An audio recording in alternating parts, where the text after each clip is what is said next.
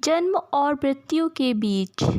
मनुष्य खाली हाथ इस संसार में आता है और खाली हाथ ही यहाँ से विदा लेता है। जन्म और मृत्यु के बीच का उसका समय ऐसा होता है जिसमें वह और पाने के लिए भटकता रहता है। आयु पर्यंत वह कोलू के बैल की तरह ही खटकता रहता है। यह दिन रात का भटकाव उसका सुख चैन सब छीन लेता है। वह बिना समय व्यर्थ गवाए संसार में सब कुछ हासिल कर लेना चाहता है।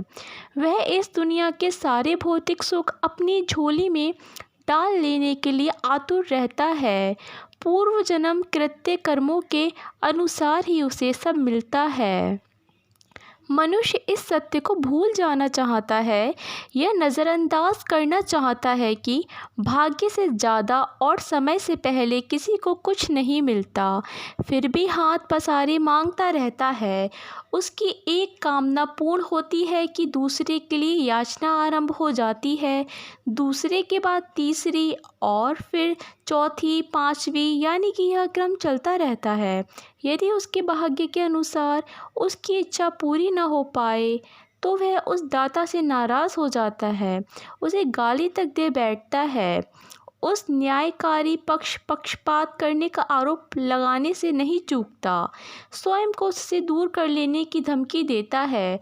हद तो तब होती है जब अपने अहंकार के वशीभूत वह सृष्टि के रचयिता उस स्वामी को रिश्वत देने का प्रयास करता है। उसे हर उस व्यक्ति से होड़ करनी होती है जिसका भाग्य बलवान है और सब सुविधाओं से संपन्न है।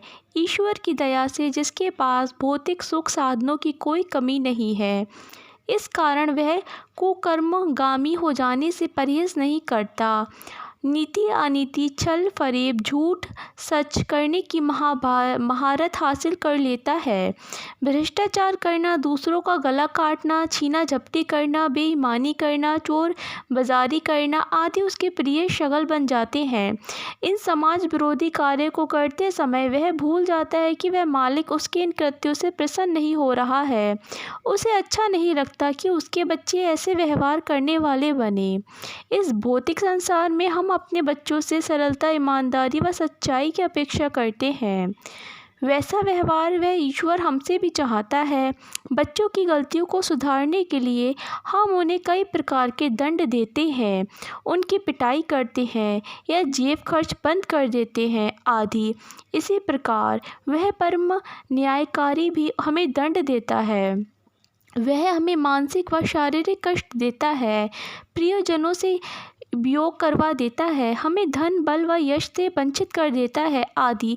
अधर्म से कमाए हुए पैसों के कारण अहंकारी हुए मनुष्य का घमंड दूर करने के लिए उसे या उसके परिवार जनों या बच्चों को बुराइयों में उलझा देता है। गलत रास्ते से कमाई गई धन संपत्ति को बर्बाद कर देता है। वह प्रभु मनुष्य को सोचने पर विवश कर देता है कि वह इस संसार में खाली हाथ आया था और खाली हाथ ही उसे यहाँ से जाना है। इस संसार से अपने साथ केवल अपने अच्छे व बुरे कर्मों का लेखा जोखा लेकर जाता है, जो जन्म जन्मांतर तक उसके साथी बनते हैं, आने वाले जन्मों की सुख समृद्धि या बदहाली का कारण बनते हैं। इस समय रहते यदि मनुष्य जाग जाए तो अपने लिए मुसीबतों के पहाड़ खड़े करने के स्थान पर वह अपने लिए सुख शांति का पुरस्कार प्राप्त कर सकता है।